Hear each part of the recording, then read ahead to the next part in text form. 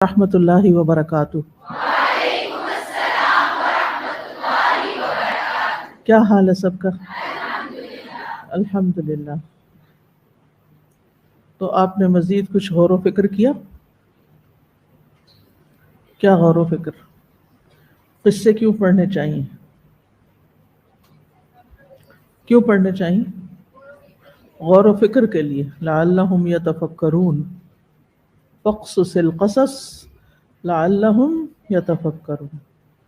میرا کام ہے بیان کرنا اور آپ کا کام ہے غور و فکر کرنا، اور تھرو آؤٹ یہی آپ کا ٹارگٹ ہونا چاہیے کہ جو کچھ بھی ان واقعات میں سے آپ پڑھیں اس پر بھرپور طریقے سے غور و فکر کریں۔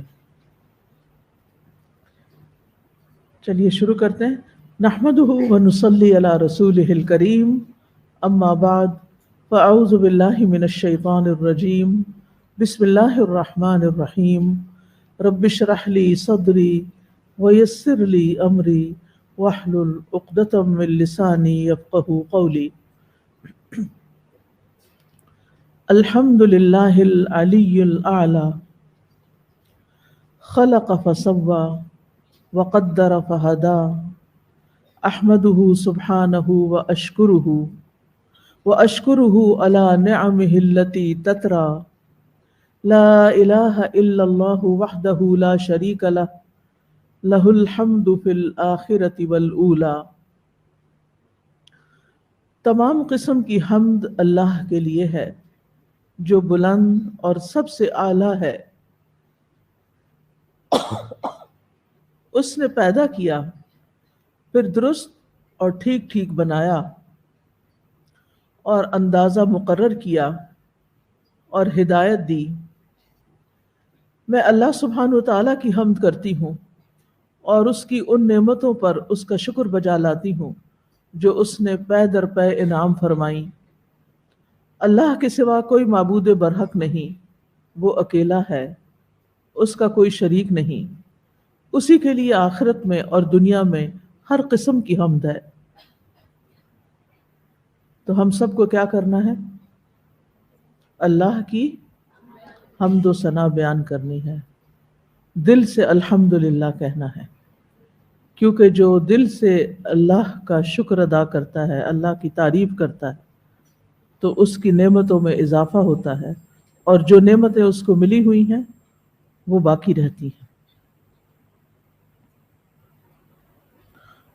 تو آج ہم نے جو حمد کی خاص طور پر، وہ کس بات پر تھی کہ اس نے پیدا کیا، پھر درست اور ٹھیک ٹھیک بنا دیا۔ تو آج کی حمد انسان کی تخلیق سے متعلق ہے۔ آج ہم قرآن مجید میں بیان ہونے والے بہترین قصوں میں سے ایک قصہ جو بنی نوع انسان کے باپ آدم علیہ السلام کا ہے، اس کا ذکر کریں گے، جو اول البشر تھے، سب سے پہلے انسان تھے، اور انبیاء کے تذکروں میں سے بھی سب سے پہلا تذکرہ آدم علیہ السلام ہی کا ہے، کیونکہ وہ سب سے پہلے نبی تھے۔ اور قرآن مجید میں ترتیب کے اعتبار سے وارد ہونے والے قصوں میں بھی سب سے پہلا قصہ آدم علیہ السلام کا ہے۔ تو اس اعتبار سے مناسب معلوم ہوتا ہے کہ ہم آج آدم علیہ السلام کے بارے میں بات کریں۔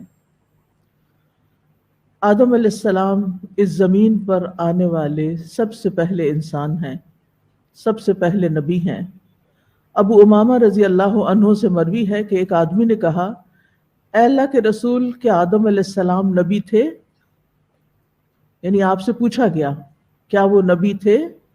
تو رسول اللہ صلی اللہ علیہ وسلم نے فرمایا ہاں، اور ان سے کلام بھی کیا گیا تھا۔ کس نے کلام کیا؟ اللہ سبحانہ وتعالی نے۔ عام طور پر ہم بات کرتے ہیں موسیٰ علیہ السلام کی کہ اللہ تعالیٰ نے ان سے کلام کیا، یا رسول اللہ صلی اللہ علیہ وسلم کی جن سے اللہ تعالیٰ نے کہاں کلام کیا؟ شب معراج کے موقع پر۔ تو ان میں سے کلام کیے جانے والے پیغمبروں میں سے ایک آدم علیہ السلام بھی ہیں جن سے اللہ تعالیٰ نے کلام کیا۔ یہ اللہ کے چنے ہوئے نبی ہیں جن کے بارے میں سورۃ آل عمران میں آتا ہے، ان اللہ اصطفیٰ آدم ونوحا وآل ابراہیم وعلی عمران علی العالمین، بے شک اللہ نے آدم اور نوح کو اور ابراہیم علیہ السلام کے گھرانے اور عمران کے گھرانے کو جہانوں پر چن لیا، یعنی یہ اللہ کے خاص چنے ہوئے بندے تھے۔ تو اللہ سبحانہ تعالیٰ نے ہمیں خبر دی ہے کہ اللہ تعالیٰ نے آدم علیہ السلام کا انتخاب فرمایا، تمام مخلوقات پر منتخب کیا، انہیں اپنے ہاتھ سے پیدا کیا اور ان میں روح ڈالی، اور فرشتوں کو حکم دیا کہ وہ انہیں سجدہ کریں، انہیں اپنی جنت میں ٹھہرایا، انہیں ایسا علم، حلم اور بردباری اور شرف اور فضیلت عطا کی جس کی بنا پر وہ اس وقت کی تمام مخلوقات سے افضل قرار پائے، اور پھر یہ کہ ان کی اولاد کو بھی اللہ تعالیٰ نے عزت بخشی۔ وَلَقَدْ كَرَّمْنَا بنی آدم، ہم نے عزت بخشی بنی آدم کو، یعنی آدم علیہ السلام کو تو اللہ نے چنا، انہیں عزت بخشی، انہیں اپنے ہاتھ سے بنایا، اور پھر ان کی اولاد کو بھی عزت بخشی۔ تو تمام مخلوقات میں سے انسان اللہ تعالیٰ کی بہت عظیم مخلوق ہے، بہت بہترین مخلوق ہے۔ تو اس تخلیق پر ہمیں اللہ سبحانہ تعالیٰ کا شکر ادا کرنا چاہیے۔ ان کو اول البشر کہا جاتا ہے اور ابو البشر بھی۔ ابو ہریرہ رضی اللہ عنہ سے روایت ہے کہ رسول اللہ صلی اللہ علیہ وسلم نے فرمایا، اللہ تبارک و تعالی قیامت کے دن لوگوں کو جمع کر کے فرمائے گا، مومن کھڑے ہو جائیں یہاں تک کہ جنت کو ان سے قریب کر دیا جائے گا۔ پس وہ آدم علیہ السلام کے پاس آئیں گے اور کہیں گے، اے ہمارے ابا جان، یعنی ان کو سب لوگ باپ کا درجہ دیتے ہیں، تمام انبیاء بھی اور تمام انسان بھی۔ تو وہ جنت کے قریب پہنچ جائیں گے تو کہیں گے، اے ابا جان، ہمارے لیے جنت کھلوا دیں، ہمارے لیے جنت کھلوا دیں۔ تو وہ کیا جواب دیں گے؟ تمہیں تمہارے باپ کی غلطی نے تو جنت سے نکلوایا تھا، تو میں یہ کام کرنے والا نہیں، یعنی میں نہیں کھلوا سکتا، میرے بیٹے ابراہیم خلیل اللہ کے پاس جاؤ۔ تو یہاں پر آدم علیہ السلام تمام انسانوں کو کیا سمجھتے ہیں؟ اپنی اولاد، اور ابراہیم علیہ السلام کو کیا کہہ رہے ہیں؟ بیٹا، ٹھیک ہے؟ تو آدم علیہ السلام کی اولاد ہونے کے ناطے ہم سب ایک دوسرے کے رشتہ دار بھی ہیں، کہیں نہ کہیں، کسی نہ کسی طرح، کوئی قریب کے اور کوئی دور کے۔ قرآن مجید میں آدم علیہ السلام کے قصے کی تکرار بھی ہوئی ہے، ان کا نام تقریباً 25 بار آیا ہے، اور سورۃ البقرہ، الاعراف، الاسراء، الکہف اور طٰہٰ میں ان کا واقعہ بیان ہوا ہے۔ ہماری کوشش یہ ہوگی کہ ان تمام جگہوں کی آیات کو جو ایک دوسرے سے ملتی جلتی ہیں ساتھ ساتھ بیان کر کے واقعے کی تفصیلات آپ کے سامنے رکھیں۔ آدم علیہ السلام کا مختصر قصہ کچھ یوں ہے کہ انسان کی تخلیق سے پہلے اللہ تعالیٰ نے فرشتوں اور جنات کو پیدا کیا تھا۔ فرشتے نور سے پیدا ہوئے جو ہر وقت اللہ سبحانہ تعالیٰ کی تسبیح اور تقدیس بیان کرتے ہیں اور اللہ کی نافرمانی نہیں کرتے۔ جنات کی تخلیق آگ سے ہوئی، جنوں میں کچھ اچھے بھی ہیں اور کچھ اس کے علاوہ بھی ہیں۔ آدم علیہ السلام کی تخلیق سے پہلے جنات زمین پر رہتے تھے، لیکن انہوں نے زمین پر بہت فساد مچایا، خون ریزی کی، نافرمانیاں کی، کفر اور شرک کیا۔ چنانچہ اللہ تعالیٰ نے زمین میں ایک نئی مخلوق پیدا کرنے کا ارادہ کیا اور فرشتوں کو اس سے آگاہ کیا کہ وہ زمین میں خلیفہ بنانے والے ہیں۔ فرشتوں نے جب یہ سنا تو اللہ کے حضور بطور سوال عرض کیا، اے اللہ، کیا آپ ایک ایسی مخلوق کو پیدا کرنا چاہتے ہیں جو زمین کو فساد اور خون ریزی سے بھر دے گی؟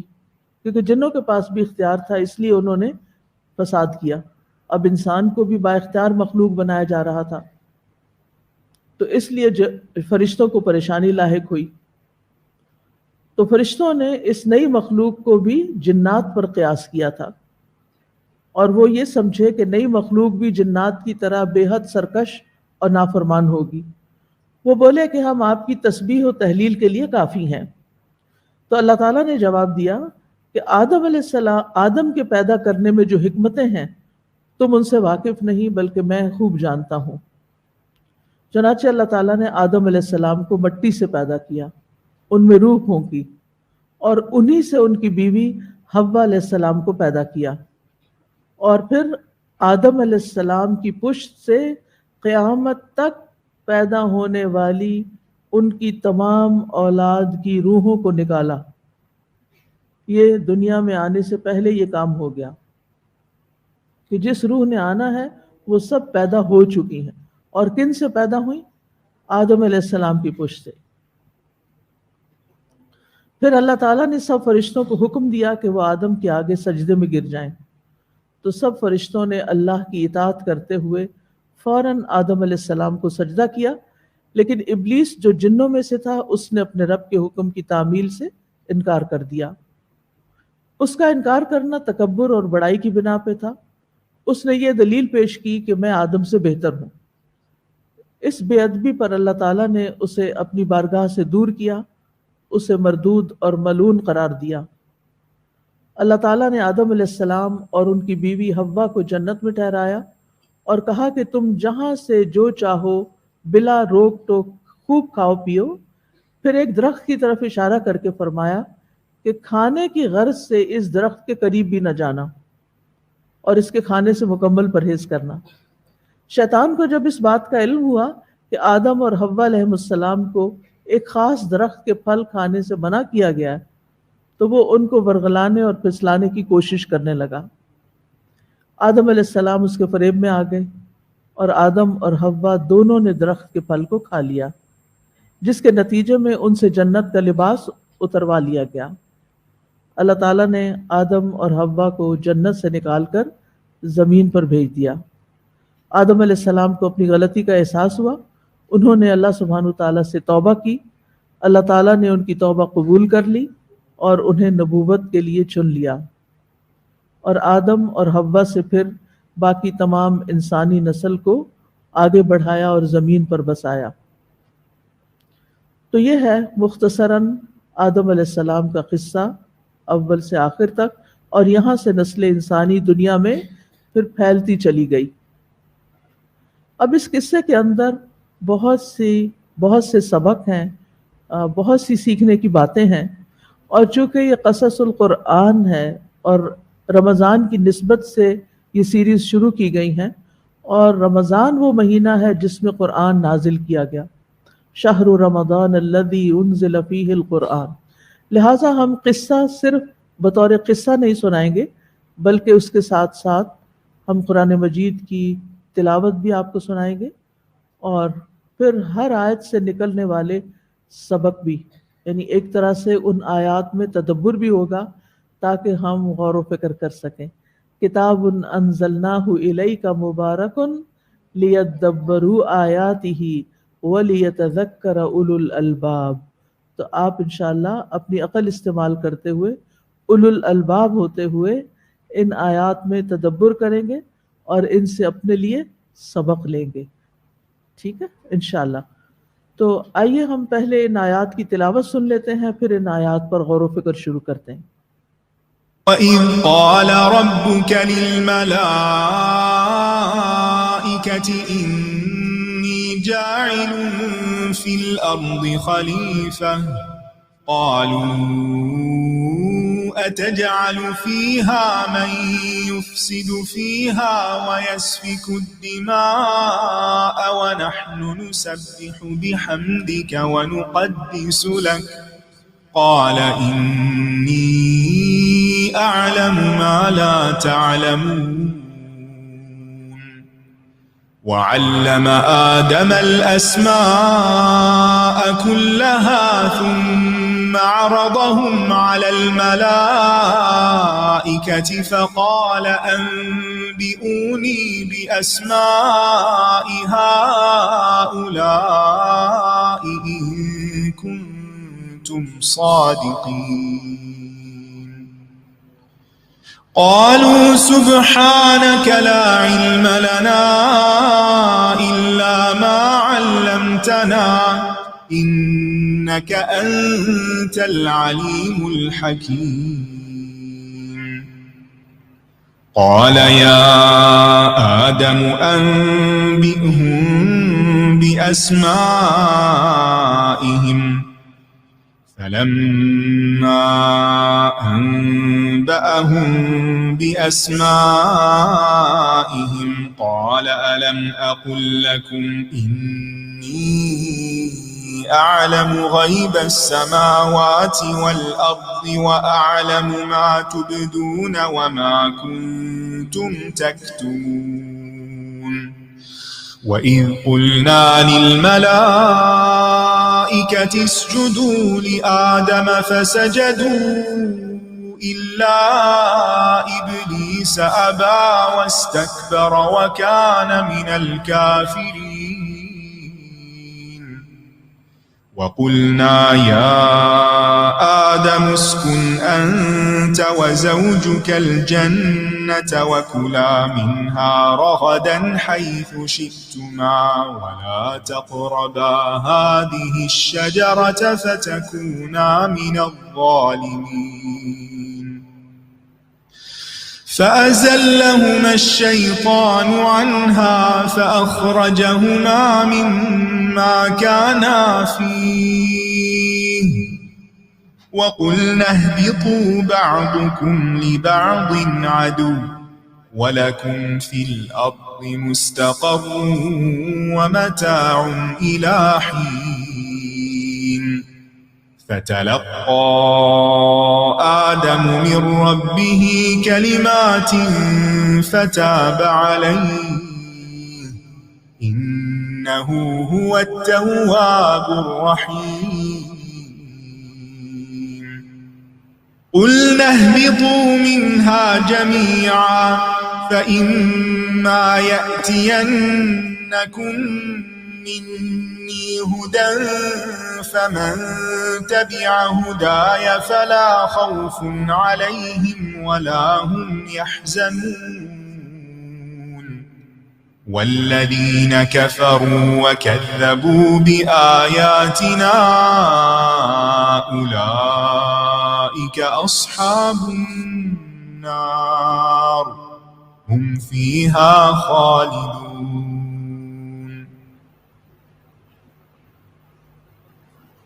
آیت نمبر 30 سے، اور جب آپ کے رب نے فرشتوں سے فرمایا کہ میں زمین میں ایک خلیفہ بنانے والا ہوں، انہوں نے کہا کیا تو اس میں ایسے کو خلیفہ بنائے گا جو اس میں فساد کرے گا اور خون بہائے گا؟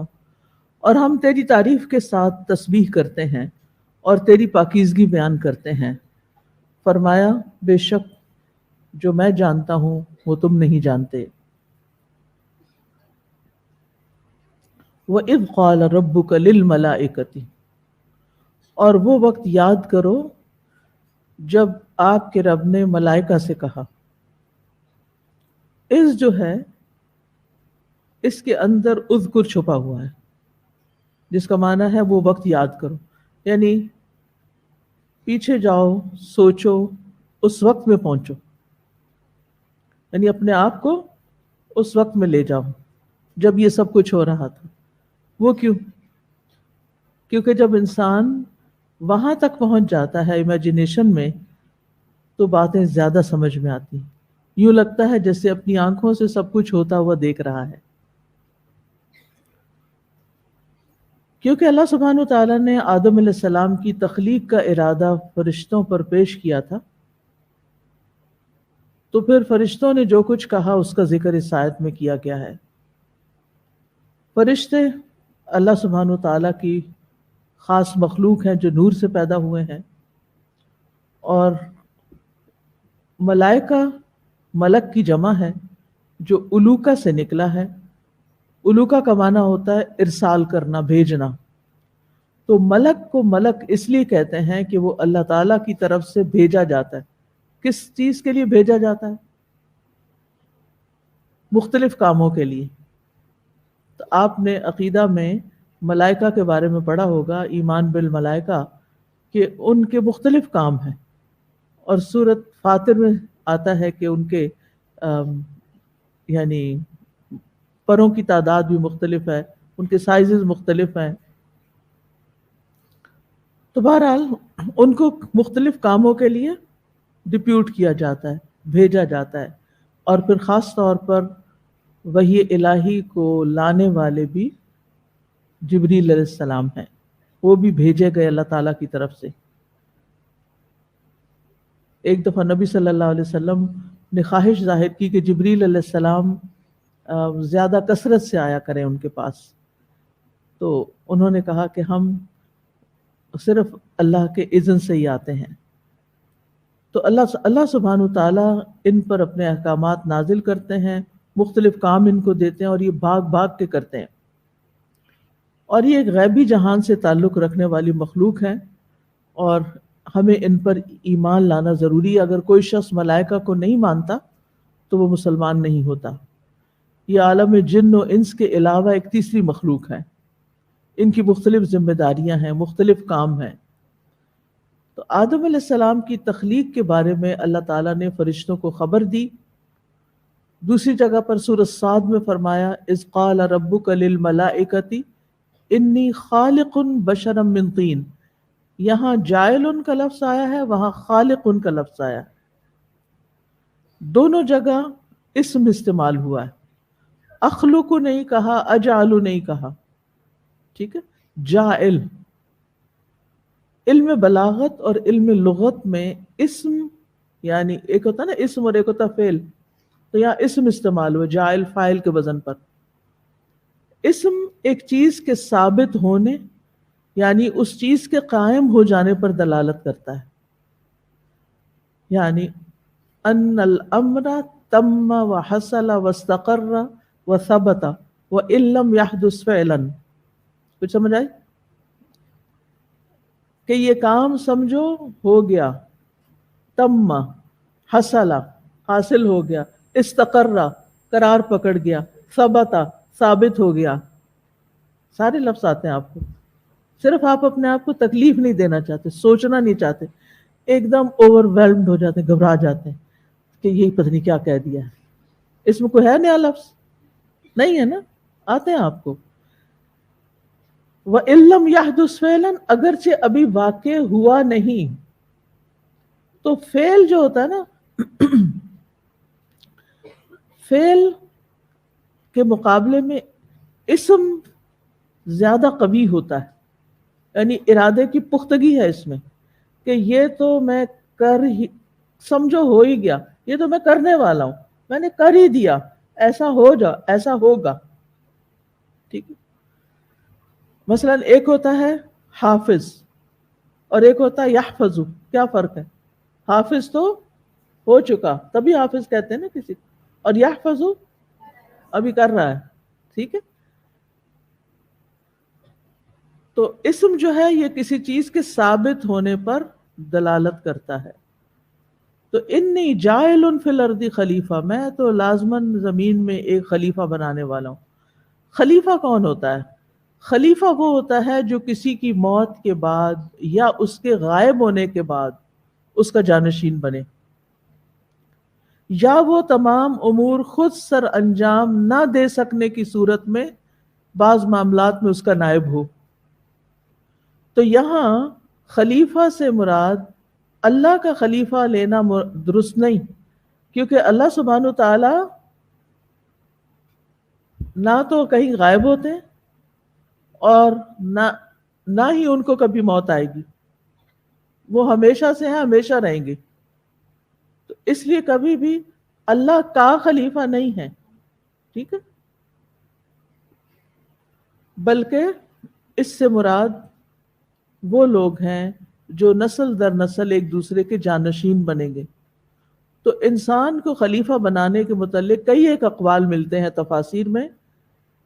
ایک ہے انسان زمین میں اللہ کا خلیفہ ہے، یعنی اللہ سبحانہ تعالیٰ نے جو کام اس کے ذمے لگائے، یہ اس معنی میں خلیفۃ اللہ، اس میں اللہ کا جانشین ہونا مراد نہیں ہے یہاں، بلکہ الگ معنی میں کہ اللہ تعالیٰ نے جو کام اس کے ذمے لگائے ہیں کہ وہ زمین کو آباد کرے، اس کو تعمیر کرے اور سڑکیں بنائے، نہریں کھودے، یہ کام کوئی اور مخلوق نہیں کر سکتی، نہ جنات کر سکتے ہیں اور نہ فرشتے کرتے ہیں، نہ پرندے، نہ ہی شیر، گیدڑ وغیرہ، وہ یہ نہیں کام کرتے. یہ کام کون کرے گا؟ انسان کرے گا، یعنی زمین کو آباد کرنے کا کام. تو اس معنی میں خلیفہ کا لفظ استعمال ہوا ہے کہ جو کام اس کے ذمے لگائے جائیں گے وہ کام کرے گا، اور کام وہ اللہ سبحانہ وتعالیٰ کی طرف سے ایک طرح سے اس کو الہام کیے جائیں گے. دوسرا ہے آدم علیہ السلام اپنے سے پہلے کی مخلوق کے نائب ہیں، اور پہلے کی مخلوق کون ہے؟ جنات. تیسرا، انسان ایک دوسرے کا خلیفہ، یعنی ایک انسان دنیا میں آتا ہے، اپنا کام کرتا ہے، پھر وہ بچے پیدا کرتا ہے، تو وہ بچے اس کے کیا بن جاتے ہیں؟ جانشین، جو اس انسان کے فوت ہونے کے بعد یا کہیں چلے جانے کے بعد اس کے مال و متاع اور اس کی ذمہ داریوں اور وہ کام جو کر رہا ہے اس کو آگے لے کے بڑھتے ہیں.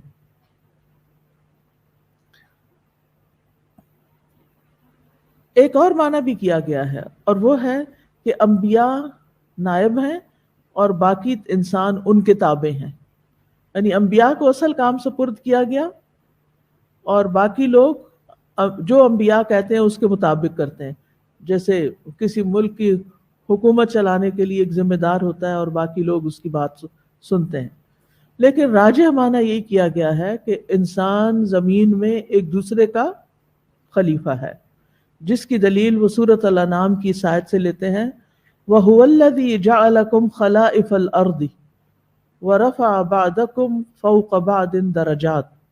وہی ہے جس نے تمہیں زمین کے جانشین بنایا اور تمہارے بعض کو بعض پر درجوں میں بلندی عطا کی. اسی طرح سورۃ النمل میں بھی آتا ہے، أَمَّن يُجِيبُ الْمُضْطَرَّ إِذَا دَعَاهُ وَيَكْشِفُ السُّوءَ وَيَجْعَلُكُمْ خُلَفَاءَ الْأَرْضِ. تو اب یہ خلیفۃ الارض ہے، یعنی زمین کے اندر اس کو جانشین بنایا گیا ہے. کس کا؟ پچھلی نسل کا. تو کون ہے جو بے قرار کی دعا قبول کرتا ہے جب وہ اس سے دعا کرتا ہے اور تکلیف دور کرتا ہے اور تمہیں زمین کے جانشین بناتا ہے؟ کیا اللہ کے ساتھ کوئی اور الہ بھی ہے؟ بہت کم تم نصیحت پکڑتے ہو. تو اب اس میں آپ دیکھیے کہ آیت کے اتنے سارے حصے میں کیا کیا آ گیا؟ عز آ گیا، رب آ گیا، ملائکہ آ گیا، جاعل کا معنی آ گیا، خلیفہ کا معنی آ گیا. تھوڑی ہی دیر میں آپ نے کتنی ساری باتیں سیکھ لیں اس قصے کے حوالے سے. ٹھیک ہے. قالوا اتجعل فیہا من یفسد فیہا ویسفک الدماء. فرشتوں نے سوال کر دیا، فرشتوں نے سوال کر دیا. یہ سوال اعتراض نہیں تھا. کیا نہیں تھا؟ اعتراض نہیں تھا. اور نہ ہی انہیں آدم علیہ السلام سے کوئی حسد تھا،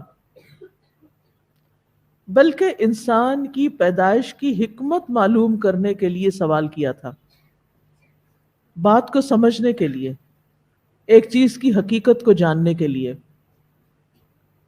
تو اس سے کیا بات سامنے آتی کہ ہمارے سوال کرنے کی جو نیت ہے کسی بھی موقع پر وہ کاؤنٹ کرتی ہے، اس کے مطابق ہمارا اجر ہوتا ہے.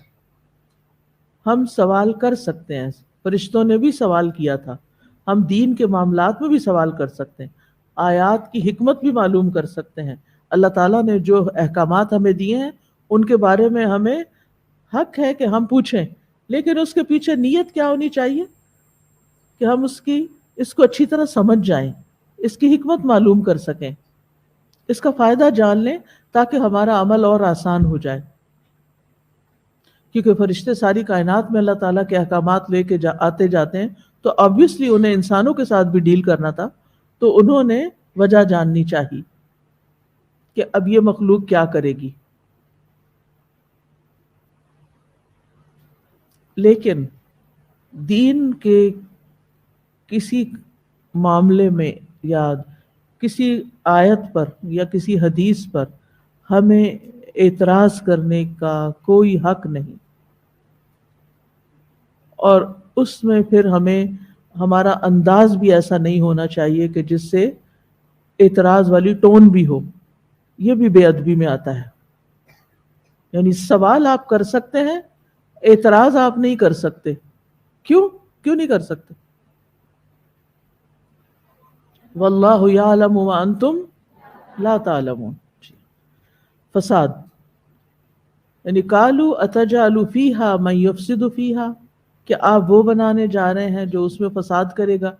ان کو یہ فساد ہوتا ہے حد اعتدال سے نکل جانا، استقامت سے نکل جانا. اس کا اپوزٹ اصلاح ہے. یعنی یہ نافرمانی اور گناہ کے ذریعے فساد کرے گا. وَيَسْفِكُ الدِّمَاء، عمومی فساد کے بعد تخصیص، عموم کے بعد تخصیص، یعنی عام بات کرنے کے بعد انہوں نے خاص طور پر ایک فعل کا ذکر کیا، وَيَسْفِكُ الدِّمَاء، کہ خون بہائے گا. یعنی فساد کی آخری حد قتل انسان. اب سوال یہ پیدا ہوتا ہے کہ فرشتوں کو کیسے پتا چلا کہ زمین میں فساد ہوگا؟ دو وجوہات کی بنا پر. ایک تو یہ کہ انہوں نے یہ دیکھا کہ آدم علیہ السلام سے پہلے جو مخلوق زمین پر تھی یعنی جنات، انہوں نے زمین میں بہت فساد کیا تھا، جس کا ذکر سورۃ الحجر میں آتا ہے. وَلَقَدْ خَلَقْنَا الْإِنسَانَ مِنْ صَلْصَالٍ مِّنْ حَمَإٍ مَّسْنُونٍ وَالْجَانَّ خَلَقْنَاهُ مِنْ قَبْلُ مِنْ نَارِ السَّمُومِ. البتہ تحقیق ہم نے انسان کو بدبودار کیچڑ کی کھنکتی مٹی سے پیدا کیا، اور اس سے پہلے یعنی کس سے پہلے؟ انسان سے پہلے جن کو ہم نے آگ کی لپٹ سے پیدا کیا. تو وہ آگ سے پیدا ہوئے تھے، جس کا ذکر قرآن میں آ گیا ہے. تو انہوں نے، فرشتوں نے دیکھا کہ جنات نے زمین میں بہت فساد کیا ہے. انہوں نے ان کے حالات دیکھے ہوئے تھے. دوسری بات، یعنی انہوں نے کہاں سے سمجھ لیا کہ انسان یہ سب کچھ کرے گا؟ یہ لفظ خلیفہ سے، کہ خلیفہ اس لیے ہوتا ہے کہ وہ جھگڑے ختم کرتا ہے، لوگوں کے درمیان صلح صفائی کرواتا ہے، معاملات کے فیصلے کرتے ہیں. تو انہوں نے اندازہ کر لیا کہ زمین پر بھی پھر دوبارہ جھگڑے فساد ہونے والے ہیں، اسی لیے خلیفہ کی ضرورت ہے. وَنَحْنُ نُسَبِّحُ بِحَمْدِكَ وَنُقَدِّسُ لَكَ، اور ہم آپ کی حمد کے ساتھ آپ کی تسبیح کر رہے ہیں اور آپ کی پاکی بیان کرتے ہیں. یعنی ہم ہمیشہ آپ کی عبادت کرتے ہیں اور کبھی آپ کی کوئی نافرمانی نہیں کی. اور ویسے بھی آپ کو معلوم ہے کہ اللہ تعالیٰ نے انسان کی تخلیق کس مقصد کے لیے کی تھی؟ وَمَا خَلَقْتُ الْجِنَّ وَالْإِنسَ إِلَّا لِيَعْبُدُونِ، عبادت کے لیے. کہ اگر انسانوں کی تخلیق کا مقصد آپ کی عبادت کرنا ہے تو ہم موجود ہیں. ہم دن رات کسی کوتاہی اور اکتاہٹ کے بغیر تیری عبادت میں مشغول رہتے ہیں. تو پھر انسان کی کیا ضرورت ہے؟ یعنی کیوں پھر اس نے اور کیا کرنا ہے؟ اب یہاں پر آپ دیکھیں، ایک نسبح کا لفظ ہے اور ایک نقدس. تسبیح کا مطلب عام طور پر لوگوں کو نہیں آتا. تسبیح کا معنی ہوتا ہے کہ ہم آپ کو پاک قرار دے رہے ہیں. نسبح، ہم آپ کو پاک قرار دے رہے ہیں. کس سے پاک قرار دے رہے ہیں؟ جی، ہر عیب سے پاک، ہر نقص سے پاک. پھر آپ کے کمال میں کوئی کمی نہیں، اس سے پاک. اور آپ مخلوقات کی مماثلت سے پاک ہیں، آپ مخلوق جیسے نہیں ہیں. ان تمام چیزوں سے اللہ تعالیٰ کو منزہ اور پاکیزہ قرار دیا جاتا ہے. پھر تسبیح کے ساتھ حمد بھی بیان ہو رہی ہے، خالی تسبیح نہیں. یعنی ہم ایسی پاکیزگی بیان کرتے ہیں جس کے ساتھ حمد بھی ملی ہوئی ہے، کیونکہ تسبیح میں نقص سے پاک قرار دینا ہے اور حمد میں اللہ کے کمال کو ثابت کرنا ہے. یعنی آپ کی تعریف بھی، صرف اتنا نہیں کہ آپ میں عیب کوئی نہیں، بلکہ جواب دینا، آپ کو ساتھ لے کے چلنا چاہتی ہوں، اس لیے، ورنہ میں خود ہی بتا دوں آپ کو، پھر آپ عادت سوتے جاگتے سنیں گے. اس لیے کہ بہت اہم چیز ہے. یہ سوال میرے ذہن میں اکثر آتا تھا کہ نسبح بحمد کا کیوں، ساتھ حمد کیوں ہے؟ تو تسبیح آدھا حصہ ہے اور حمد اس کی تکمیل ہے. تسبیح میں پاک قرار دینا کہ آپ میں کوئی عیب نہیں.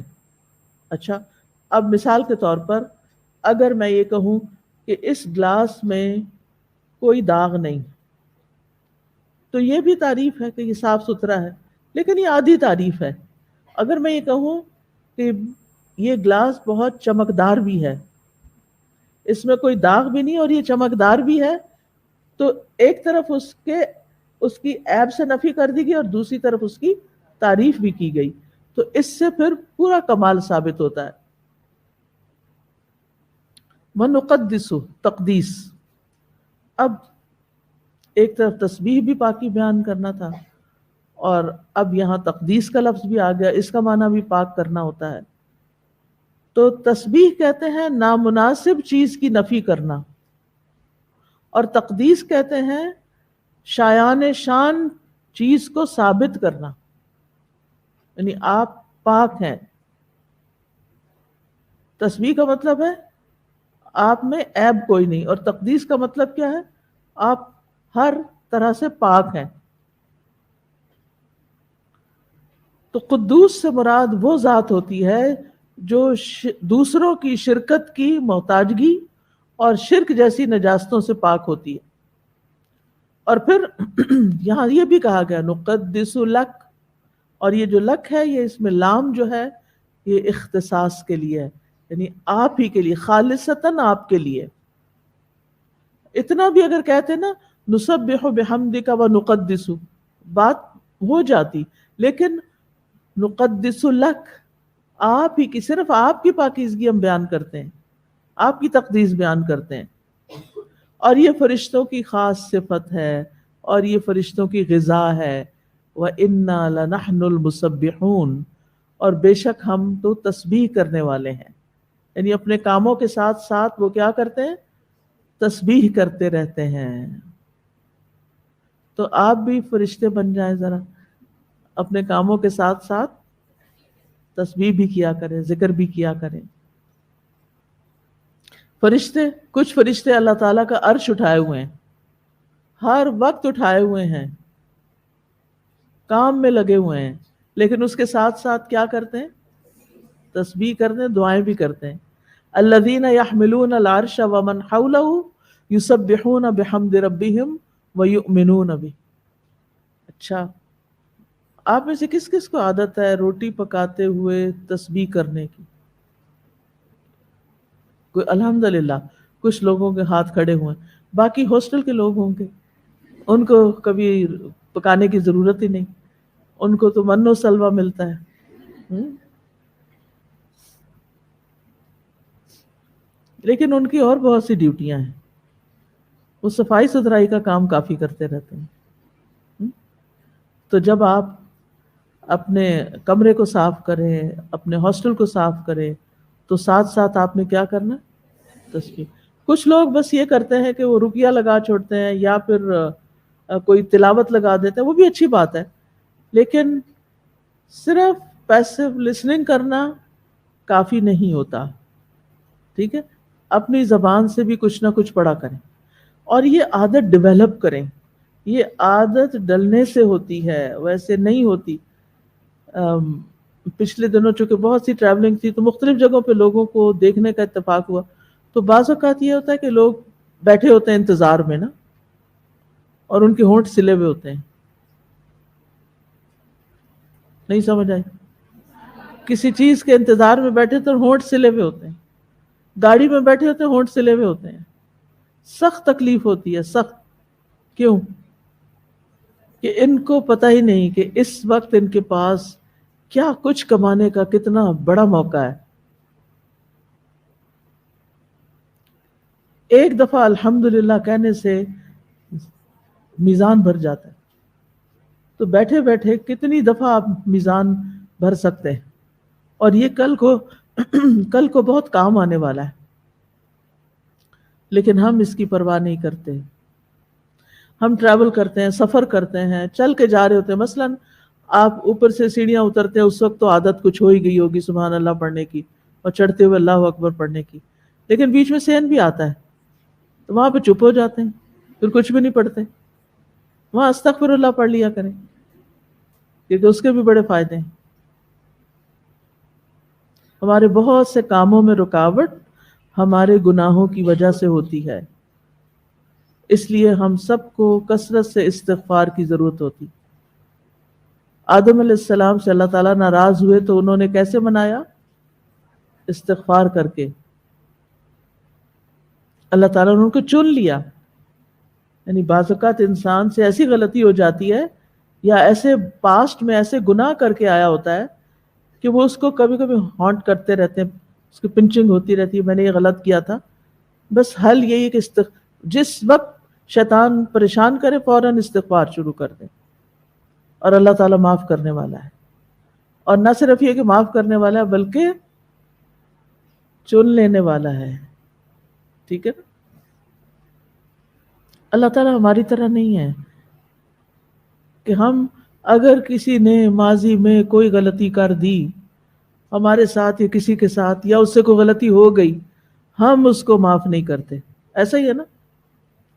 یا اس کو جتائیں گے یا اس کے بارے میں بری سوچ سوچیں گے۔ ایسا نہیں کرنا چاہیے۔ ایسا نہ ہو کہ اس نے پتہ نہیں کتنی توبہ کر کے اللہ کو راضی کر لیا ہو اور اللہ نے اس کو چن لیا ہو خیر کے لیے، اور ہم اس کے بارے میں برا سوچ کے برا گمان کر کے اللہ کے ہاں پکڑے جائیں۔ تو جس حد تک ممکن ہو اپنے دلوں کو لوگوں کی طرف سے صاف کرتے رہا کریں۔ آپ لوگوں کو معاف کرتے رہیں گے، اللہ تعالیٰ آپ کو معاف کرے گا۔ تو فرشتے کام کرتے ہوئے تسبیح کرتے ہیں، ہم نے بھی کیا کرنا ہے؟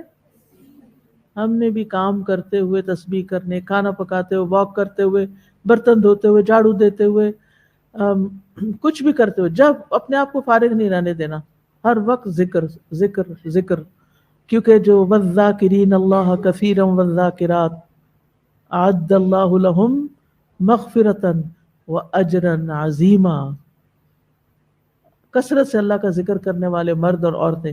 اور یہ جو میں کہہ رہی ہوں نا کہ اپنے آپ کو عادت ڈالیں، اس میں بہت خوش قسمت ہیں وہ لوگ جن کو قرآن مجید زبانی یاد ہے۔ آپ بس سورت کو شروع تو کر دیں، کوئی اگر آپ کو بیچ میں بولنے ڈسٹرب کرنے والا نہیں تو آپ دیکھیں گے، آپ حیران ہوں گے کہ آپ تھوڑے سے وقت میں ایک کے بعد ایک سورت اور سپارے پہ سپارہ پڑھتے جائیں گے۔ صرف عادت ڈالنے کی ضرورت ہے، اپنے آپ کو عادت ڈالیں، ٹھیک ہے نا؟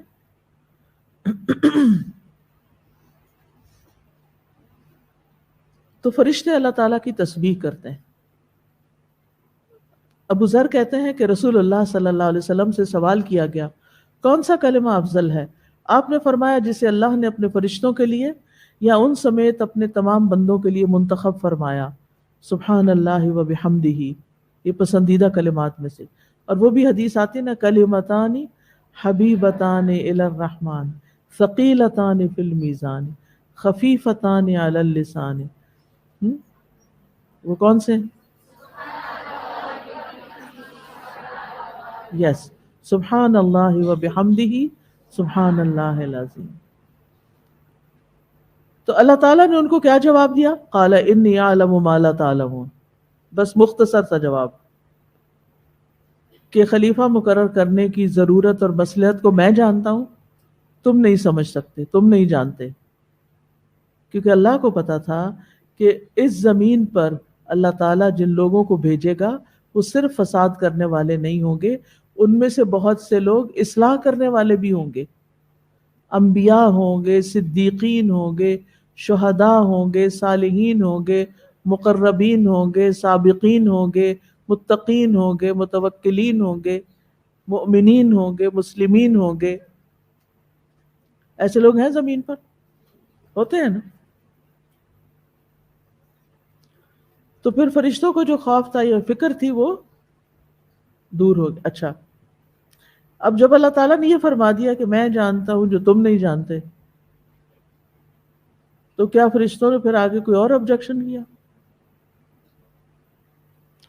اگر کبھی آپ کی والدہ یا والد یا آپ کا کوئی ٹیچر آپ کو ڈیٹیل نہ بتائے اس کام کی جو وہ کرنے والا ہے اور آپ کو سمجھ نہیں آ رہی وہ کیوں کر رہا ہے، مثلاً آپ کہیں جا رہی ہیں اور آپ کا بچہ آپ سے پوچھتا ہے آپ کہاں جا رہی ہیں، اور آپ اس کو بتانا نہیں چاہتے، اور آپ اس کو یہ کہتے ہیں مجھے معلوم ہے جہاں بھی میں جا رہی ہوں، تو یہ نہ جھوٹ ہوگا، ٹھیک ہے نا؟ اور ضروری بھی نہیں کہ آپ ہر چیز بتائیں، بعض اوقات نہیں بتائی جا سکتی، ہر بات نہیں بتائی جا سکتی، اور ہر وقت موقع بھی نہیں ہوتا. اور اس حکمت کو بھی یہاں سے سیکھیں. جب ہم دیکھتے ہیں کہ کسی کے لہجے میں کوئی ایسا سوال ہے جو ہمارے کسی کام کے بارے میں ہے، ہماری کسی ذات کے بارے میں ہے، تو ہمارا رویہ کیا ہوتا ہے اس وقت؟ ہم کیا کرتے ہیں؟ ہم اپنے آپ کو ڈیفینڈ کرنا شروع کر دیتے ہیں. ہر وقت ڈیفینسو موڈ میں ہونے سے نکل آئیں، اپنے اندر کانفیڈنس پیدا کریں. آپ کو پتا ہونا چاہیے آپ کوئی کام کیوں کر رہے ہیں. اور یہ خاص طور پر دین کے دائیوں کے حوالے سے یہ بات کہوں گی کہ جو لوگ دین کی دعوت کا کام کرتے ہیں، بعض اوقات ان کے اپنے گھر والے ہی نہیں سمجھتے کہ وہ کیوں کر رہے ہیں اور یہ کیا کر رہے ہیں اور اس کام کا کیا فائدہ ہے. لہٰذا آپ ان کو ایک دفعہ سمجھاتے ہیں، 2 دفعہ سمجھاتے ہیں، پھر تیسرے دن پھر وہی اعتراض شروع کر دیتے ہیں. تمہیں کتنی تنخواہ مل رہی ہے اس سے؟ تمہیں کیا مل رہا ہے؟ تمہیں کیا فائدہ ہوگا؟ تو اس وقت پھر عام طور پہ لوگ کیا کرتے ہیں؟ ڈیفینسو ہو جاتے ہیں، یا غصے میں آ جاتے ہیں، یا اریٹیٹڈ ہو جاتے ہیں کہ آپ کیوں مجھے روز یہ بات کرتے ہیں. ٹھیک ہے؟ اچھا، اس کا یہ مطلب نہیں کہ ہم کسی وقت کسی بات کی وضاحت ہی نہ کریں اور ہر وقت یہی بات کہنا شروع کر دیں کہ مجھے پتا ہے. میں یہ صرف ایک خاص سچویشن کی بات کر رہی ہوں. موقع کی مناسبت سے آپ صرف اتنی سی بات کر دیں جس سے دوسرے کو کچھ نہ کچھ جواب مل جائے. کسی اور وقت میں اس کی تفصیل بھی بتا دیں تاکہ دوسرے کو تسلی ہو جائے. لیکن ہر وقت ہر بات کی صفائی دینا ضروری نہیں ہوتا، کیونکہ کچھ لوگ اتنا تنگ کرتے ہیں، وہ کہتے ہیں نہیں بس ہم ذرا کلیئر کرنا چاہتے ہیں. یہ جو کلیئر کرنا ہے نا، یہ بڑا وقت ضائع کرنے والا کام ہوتا ہے. اچھا، پھر ایک دفعہ بتائیں گے، کلیئر کریں گے، ابھی ان کی تسلی نہیں ہوتی، پھر وہ وہی کہانی دوبارہ سنانے لگیں گے. اگر آپ کہیں بھی مجھے سمجھ آ گئی آپ جو کہہ رہی ہیں، نہیں میں ذرا کلیئر کرنا چاہتی ہوں. ان عادتوں سے باہر نکلیں. آپ کا بہت بڑا ہم و غم یہ ہونا چاہیے کہ آپ نے اپنے وقت کو بچانا ہے. گفتگو مختصر کیا کریں، باتیں کم کیا کریں، لغویات سے دور رہیں. والذین هم عن اللغو معرضون. اور اس وقت کو بچا کر کچھ قرآن حفظ کر لیں، کچھ دعائیں یاد کر لیں، کوئی اچھی کتاب پڑھ لیں، کسی کے کام آ جائیں، کچھ سنوار لیں. میں نے یہ دیکھا کہ جو لوگ بہت باتیں کرتے ہیں نا، وہ اکثر اپنے کاموں کو بھول جاتے ہیں. ان کو اہم کام بھول جاتے ہیں. ان کی کاموں کی طرف کوئی توجہ نہیں ہوتی، ان کے کاموں میں ایکسیلنس کا لیول بھی نہیں ہوتا، کیونکہ ان کی ساری توجہ کس پہ ہوتی ہے؟ فضول باتیں کرنے پر جن کا کوئی مقصد نہیں، کیونکہ وہ یہ باتیں کر کر کے وہ اپنے آپ کو خوش کرتے رہتے ہیں. ٹھیک ہے، باتیں کر کے انسان اپنے غم بھلا سکتا ہے، ہر انسان کی زندگی میں کچھ چیلنجز ہوتے ہیں، لیکن ان کا حل یہ نہیں کہ آپ فضول باتیں کر کے اپنا اور دوسروں کا وقت ضائع کر کے اپنے غم بھلائیں. کچھ لوگ فون پہ آپ کو پکڑ لیتے ہیں، کچھ ٹیکسٹ کر کر کے آپ کو تنگ کرتے ہیں. ایسے سب جنوں کو قابو کریں. کیسے کریں گے؟ کوئی بتائے گا؟ آپ میں سے کوئی بتائے گا؟ جی، کسی کے پاس حل ہی نہیں ہے. لگتا ہے سب اس کا شکار ہے. مجھے پتا کیا چیز بہت ڈراتی ہے؟ میں سوچتی ہوں کہ جب موت کا وقت آئے گا اور اس وقت اگر میں یہ کہوں کہ میری ساری جمع پونجی زندگی کی آپ لے لیں، سب کچھ لے لیں، مجھے 5 منٹ اور دے دیں کہ میں کچھ اللہ کا ذکر کر لوں، معافی مانگ لوں، توبہ کر لوں، کوئی صدقہ خیرات کر لوں، دیں گے مجھے؟ ایک سیکنڈ بھی نہیں دیں گے. اور ابھی میرے پاس ڈھیروں سیکنڈز ہیں، ڈھیروں منٹس ہیں، ڈھیروں گھنٹے ہیں، دن ہیں، میں کیوں نہیں ان کو استعمال کرتی؟ ہر لمحے کے لیے فکر مند ہوا کریں کہ اس کو میں نے کہاں استعمال کرنا ہے. اور اس کے لیے صرف کرنے کے کام نہیں، چھوڑنے کے کام بھی سوچیں. مجھے اپنی زندگی سے کیا کچھ نکال دینا چاہیے تاکہ میں اس کی جگہ زیادہ امپورٹنٹ کام کر سکوں. کون سے کام ایسے ہیں جو میرے علاوہ کوئی اور بھی کر سکتا ہے؟ وہ دوسرے کر رہے ہیں، مجھ سے بہتر کر سکتے ہیں، مجھے وہ کرنا چاہیے جو وہ نہیں کر سکتے. زندگی کو گنوائیں نہیں، اپنے آپ کو ضائع مت کریں، کسی دھوکے میں نہ رہیں کہ یہ جوانی ہمیشہ رہے گی اور یہ طاقت ہمیشہ رہے گی اور یہ وسائل ہمیشہ رہیں گے. ہمیں اگلے لمحے کا نہیں پتا ہمارے ساتھ کیا ہونے والا ہے. لہٰذا جن کاموں کی آپ کو حسرت ہے نا، ایک حسرت میں نے سب میں دیکھی ہے، اگرچہ اس کو پورا کرنے کے لیے کوئی خاص کوشش نہیں ہوتی، کاش ہم حافظ قرآن ہوتے. یہ اکثر لوگوں کو میں نے قریب سے دیکھا ہے، سنا ہے. بڑی آپ دعا کریں ہم بھی حفظ کر لیں. صرف ہماری دعاؤں سے آپ نہیں کرنے والے جب تک آپ خود سنجیدہ فیصلہ نہیں کرتے، کیونکہ ما ہوا بالہزل، یہ کوئی کھیل تماشے کی چیز نہیں، یہ ایک سنجیدہ معاملہ ہے. اس کے لیے آپ کو سنجیدگی اختیار کرنی ہے، اس کے لیے آپ کو اپنا وقت نکالنا ہے. لہٰذا کیا کرنا ہے؟ فضول چیزوں کو زندگی سے باہر نکالنا ہے، وقت ضائع کرنے والے لوگوں سے بچ کے رہنا ہے، اور ایسے لوگوں کا ساتھ اختیار کرنا ہے جو اپنے وقت کو بہترین طریقے سے استعمال کرتے ہوں. ان کے پاس رہ کے سیکھیں وہ کرتے کیا ہیں. قال انی اعلم ما لا تعلمون. اس وقت اللہ تعالیٰ نے بس اتنی بات کہہ کے بات ختم کر دی کہ میں جانتا ہوں جو میں کرنے والا ہوں. آپ بھی جو کچھ کر رہے ہیں اس کے بارے میں آپ کو پتہ ہونا چاہیے آپ کیوں کر رہے ہیں. مثلاً یہ کورس کر رہے ہیں، کیوں کر رہے ہیں؟ اس لیے کہ امی نے بھیج دیا تھا، زبردستی چھوڑ گئی تھی، اس لیے کہ کوئی اور کام نہیں تھا تو میں نے کہا چلو یہی کر لیتی ہوں، فارغ وقت ہے. کیوں کر رہی؟ اور اس کے کرنے کے بعد میں نے کیا کرنا ہے آگے کی ابھی سے سوچ کے رکھیں. یہ نہیں کہ وہ جو پنجابی میں کہتے ہیں نا، ویڑے آئی جنج تو ونو کڑی دے کن. کیا مطلب ہے اس کا؟ کہ جب بارات آ جائے تو وہ کانٹے پہنانے ہوتے ہیں نا دلہن کو، تو وہ تو سوراخ ہی کوئی نہیں ہے، جلدی سے سوراخ کرو. اب وہ بیچاری کا حال کیا ہوگا؟ کانوں سے بھی خون بہ رہا ہوگا، اور پھر وہ کانٹے جو پہن کے جائے گی تو بخار بھی ضرور چڑھے گا. تو اس لیے پہلے سے پلان کریں، آگے کیا کرنا ہے، کل کیا کرنا ہے، اگلے سال کیا کرنا ہے، اس کے بعد کیا کرنا ہے. اگر نہیں کریں گے پیچھے رہ جائیں گے. انی اعلم ما لا تعلم. اور کبھی کبھی جب لوگ بڑی تنقیدیں کریں نا تو یہ جملہ یاد رکھیں، انی اعلم ما لا تعلمون. مجھے پتا ہے جو میں کر رہی ہوں.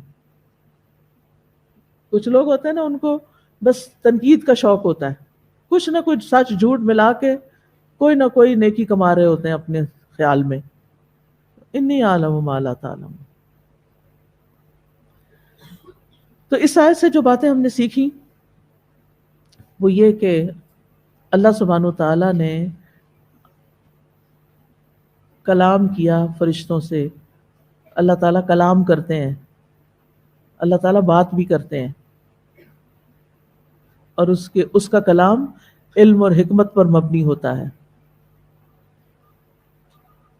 پھر اس میں انسان کی عزت اور شرف کا بیان ہے کہ اللہ نے اس کو بنایا. پھر اسی طرح انسان کی تخلیق کے بارے میں ایک غلط نظریے کا بطلان بھی ہے، اور وہ کیا ہے؟ ارتقاء کا نظریہ، کہ انسان بطور انسان نہیں پیدا ہوا بلکہ حیوانات کے مختلف چھوٹے بڑے طبقات سے گزر کر ایوالو ہو کر موجودہ انسانی شکل اس نے حاصل کی. پھر پتہ نہیں کئی ہزار سال سے وہ آگے کیوں نہیں بڑھا، انسان سے کچھ اور بننا چاہیے تھا، کیونکہ ایوولوشن رکنی تو نہیں چاہیے تھی نا. بہرحال انسان کو بہترین ساخت پر اللہ نے بنایا، انسان کو عزت دی، اور پھر انسان کو جس پرپس کے لیے پیدا کیا جا رہا ہے وہ بھی واضح کر دیا. چونکہ یہ ایک عظیم کام تھا اس لیے پہلے سے فرشتوں کو اطلاع دی گئی کہ یہ ہونے جا رہا ہے. ٹھیک ہے. اور پھر کائنات میں انسان کی حیثیت کیا ہوگی وہ بھی بتا دی.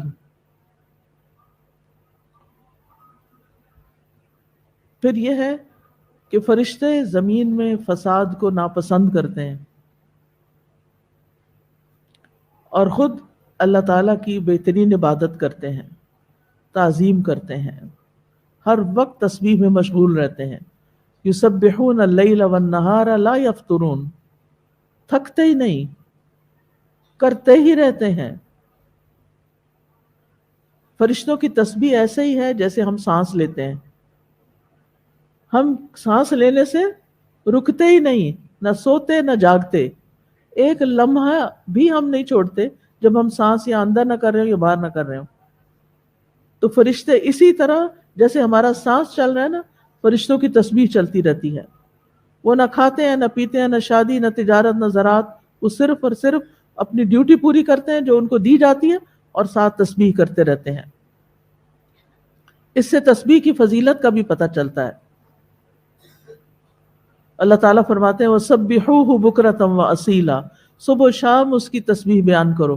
لہٰذا صبح ایک تسبیح سبحان اللہ و بحمدہ کی، اور ایک شام کو ضرور کر لیا کریں.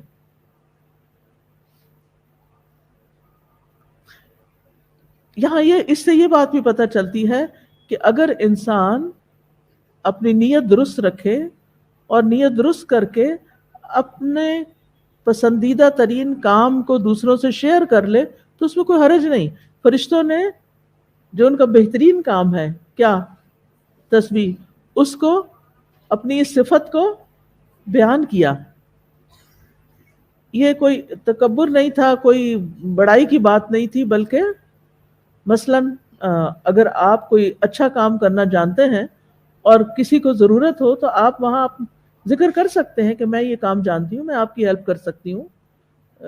اس میں کوئی بڑائی کی بات نہیں ہے، یعنی کوئی بری بات نہیں ہے. بس دکھلاوا اور فخر جتانا مقصود نہیں ہونا چاہیے.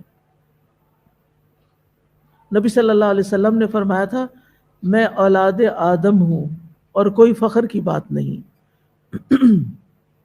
لیکن اگر اس میں انسان یہ کہے کہ میں بہت پاک انسان ہوں یا بڑا نیک انسان ہوں تو اس سے منع کیا گیا.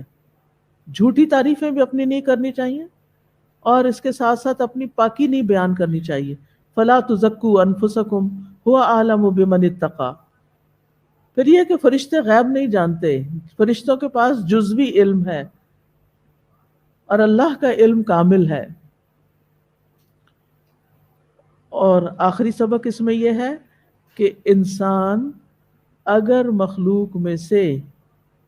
مخلوقات میں سے کسی تخلیق کی حکمت نہ جان سکے تو سر تسلیم خم کر دے.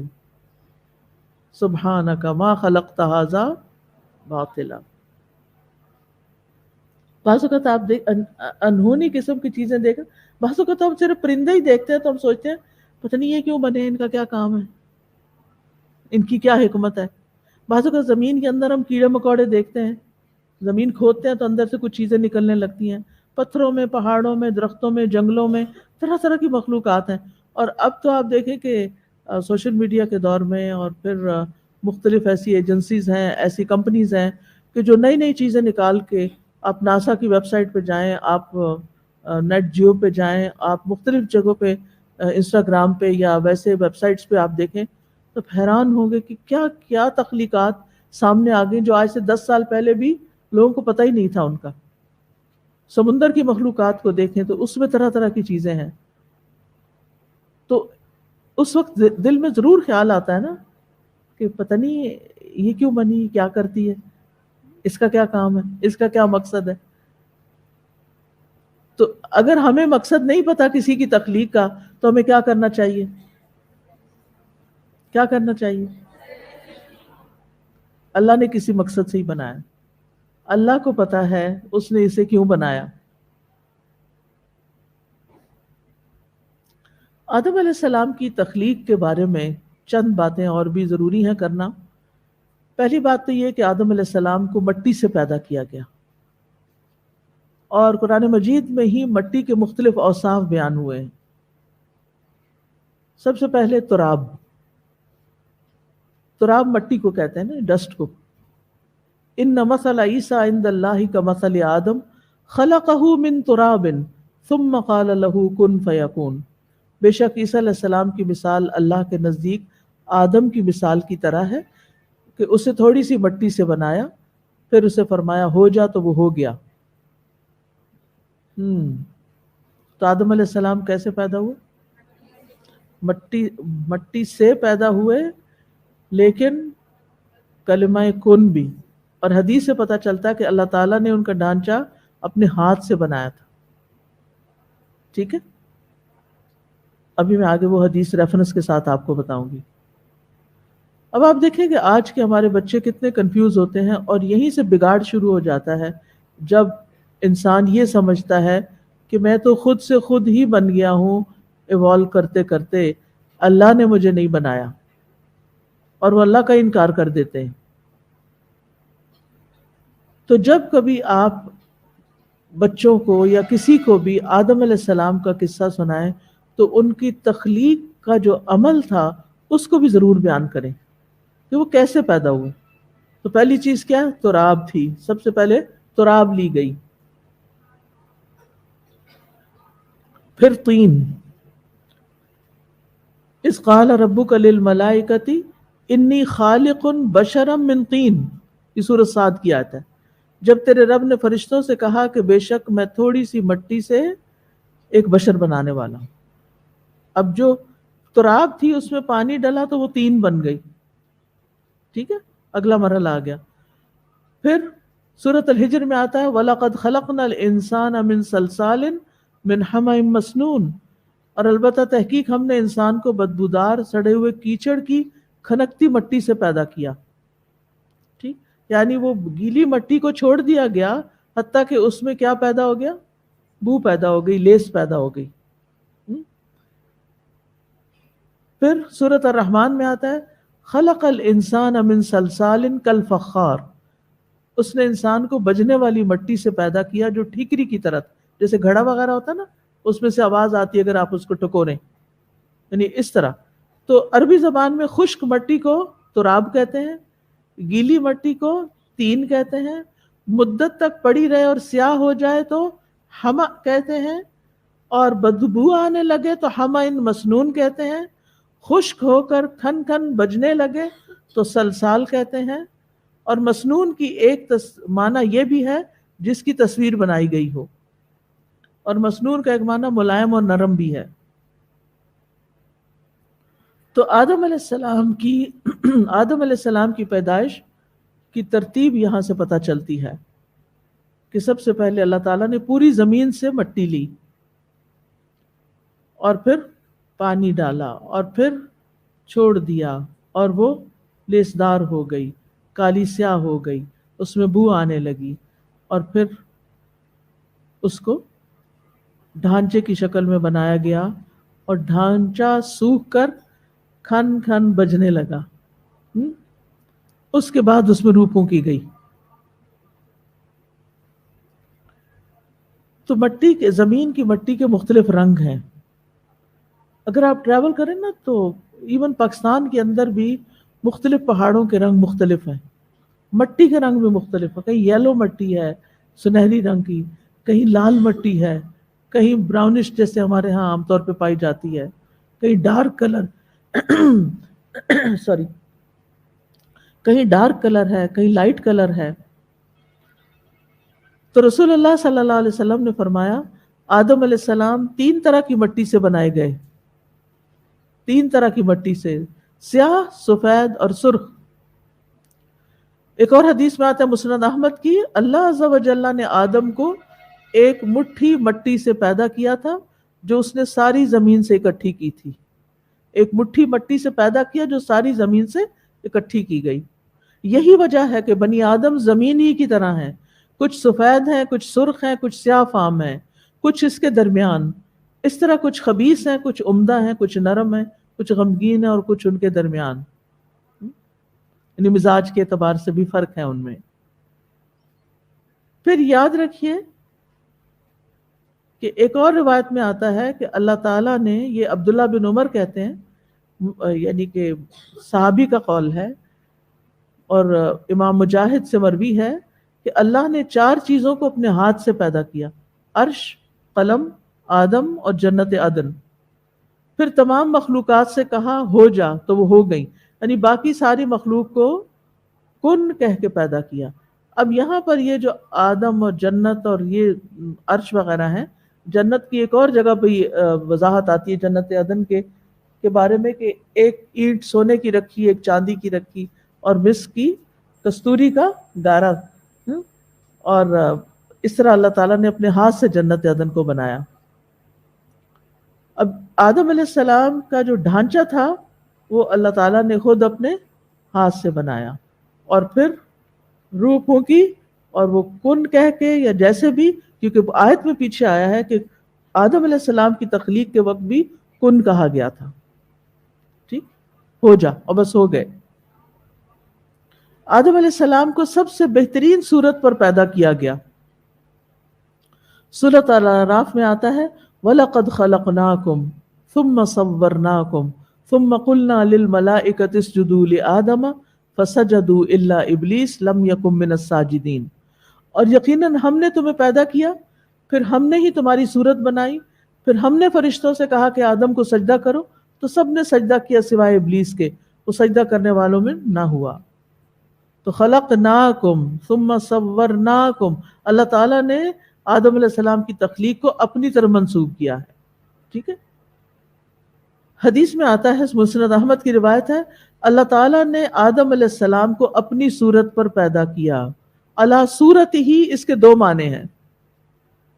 یعنی آدم علیہ السلام کو ان کی جو شکل اللہ نے سوچی تھی اس کے مطابق پیدا کیا، یعنی آدم علیہ السلام کی صورت پر پیدا کیا.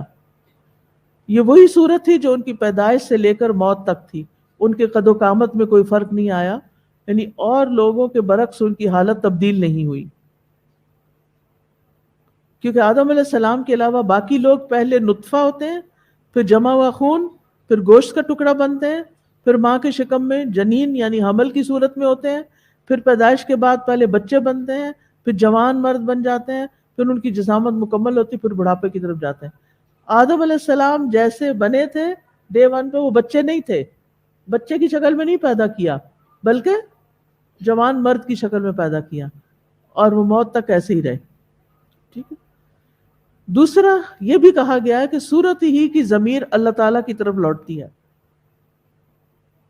اور اس میں جمہور اہل سنت کا یہ قول ہے کہ اللہ تعالیٰ نے آدم علیہ السلام کو اپنی صورت پہ پیدا کیا. اب صورت کا مطلب اللہ تعالیٰ جیسے نہیں پیدا کیا، سمجھ آئیے، لیسا کمثلہ شیء، یعنی آدم اللہ تعالیٰ کی طرح نہیں تھے، بلکہ اس کی شرح وہ یہ بیان کرتے ہیں کہ اللہ سننے والا، دیکھنے والا، کلام کرنے والا ہے، تو یعنی جو جیسے اس کی شان کے لائق ہے. تو اس کا مطلب یہ ہے کہ انسان کے اندر بھی اللہ نے سماعت رکھی، بصارت رکھی، لیکن وہ اللہ کی طرح نہیں ہے. یعنی اللہ تعالیٰ نے انسان کو بھی کچھ ایسی کوالٹیز دی. ٹھیک ہے. اس کا یہ مطلب نہیں کہ انسان کا چہرہ اللہ تعالیٰ کے چہرے کی طرح ہے، کہ انسان کی سماعت اللہ کی طرح، ایسا نہیں ہے اس کا معنی. پھر یہ کہ آدم علیہ السلام کا قد بہت لمبا تھا. کتنا تھا؟ 60 گز. یس. قیامت کے دن جب لوگ جنت میں داخل ہوں گے تو وہاں ان سب کا قد بھی اتنا ہو جائے گا. حدیث میں آتا ہے، صحیح بخاری کی حدیث ہے، جو کوئی بھی جنت میں داخل ہوگا وہ آدم علیہ السلام کی شکل اور قامت پر ہوگا. آدم علیہ السلام کے بعد انسانوں میں اب تک قد چھوٹے ہوتے رہے ہیں. آدم علیہ السلام کو جمعے کے دن پیدا کیا گیا. دیگر مخلوقات کو جمعہ کے دن عصر کے بعد پیدا کیا گیا. اب آپ دیکھیے کہ آدم علیہ السلام کو باقی ساری مخلوقات کے بعد پیدا کیا گیا. زمین، آسمان، جن، فرشتے سب کچھ پیدا ہو چکے تھے سب سے آخر میں. تو گویا پہلے ان کا گھر تیار کیا گیا، پھر ان کو لایا گیا. اور یہ تخلیق کائنات کا نچوڑ ہے، اور سب سے بہترین چیز ہے. انسان عقل، شکل، سماعت، بصارت، ہر اعتبار سے باقی تمام مخلوقات پر فضیلت رکھتا ہے، اور یہی اس کو عزت بخشی گئی ہے. اور یہ بھی کہا جاتا ہے کہ باقی مخلوقات انسان کے لیے بنی ہے، ٹھیک ہے، انسان کی خدمت کے لیے. تو سب سے آخر میں کیوں بنایا؟ اس کی حکمت یہ بتائی جاتی ہے کہ ساری چیزیں بنانے کے بعد سب سے بہترین چیز بنائی گئی تاکہ ان سب سے کمپیئر کیا جائے کہ کوئی بھی ان جیسا نہیں ہے، وہ سب سے بہترین ہے. جیسے اللہ نے کتابوں میں سب سے افضل کتاب، نبیوں میں سب سے افضل نبی، امتوں میں سب سے افضل امت سب سے آخر میں رکھی. ٹھیک ہے. تو آدم علیہ السلام کی تخلیق کے بعد انہیں کچھ دیر، حدیث میں آتا ہے، ایسے ہی پڑا رہنے دیا گیا. السلسلہ صحیحہ کی حدیث ہے، جب اللہ تعالیٰ نے آدم علیہ السلام کا ڈھانچہ تیار کر لیا تو یوں ہی چھوڑ دیا. ابلیس اس کے ارد گرد گھوم کر اسے دیکھنے لگ گیا. جب اس نے دیکھا کہ یہ اندر سے خالی ہے، کہا میں اس کے مقابلے میں کامیاب ہو جاؤں گا. یہ ایسی مخلوق ہے جو خود پہ قابو نہیں پا سکے گی. بہرحال اس ڈھانچے میں پھر اللہ نے اپنی روح پھونکی. سورۃ الحجر میں فَإِذَا سَوَّيْتُهُ وَنَفَخْتُ فِيهِ مِن رُوحِي فَقَعُوا لَهُ سَاجِدِينَ. جب میں اسے درست کر لوں اور اس میں اپنی روح سے پھونک دوں تو تم سب اس کے آگے سجدہ کرنا. اب یہ نفخت فیہ من روحی، اپنی روح میں سے اللہ نے اپنی طرف منسوب کیا. یہ اضافت تشریفی ہے، عزت دینے کی نسبت ہے. اس کا یہ مطلب نہیں کہ اللہ کے روح کا کوئی حصہ ہے ہم، اس طرح تو شرک ہو جاتا ہے.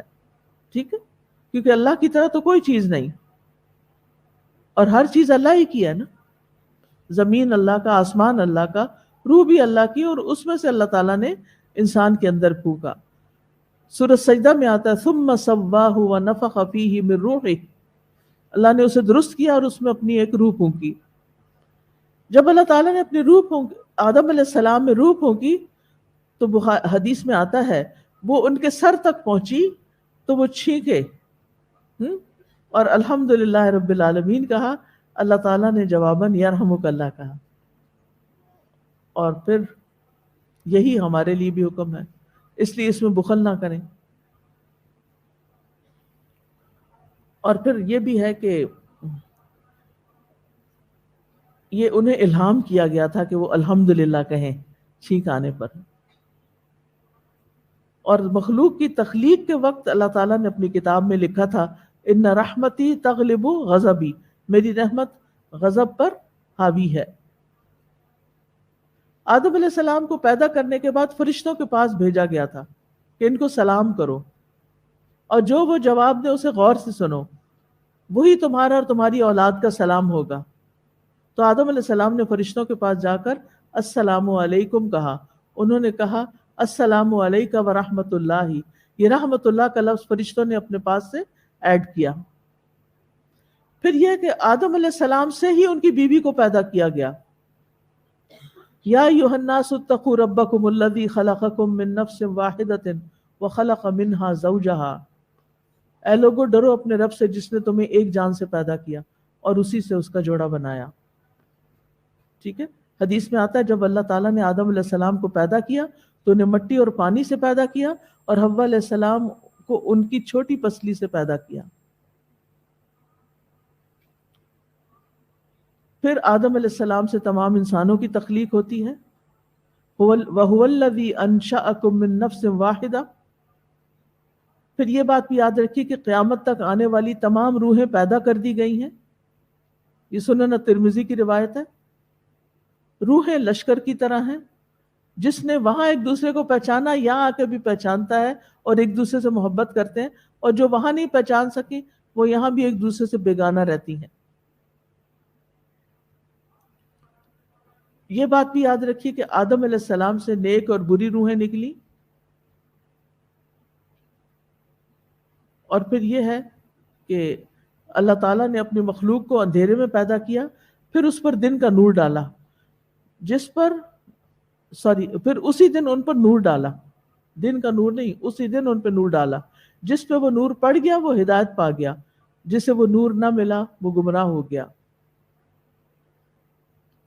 پھر یہ کہ سب انسان آدم کی اولاد ہیں، لہذا کیا کرنا چاہیے؟ سب کے ساتھ اچھا معاملہ، کسی کو جانتے ہو یا نہ جانتے ہو سلام کرتے جایا کریں۔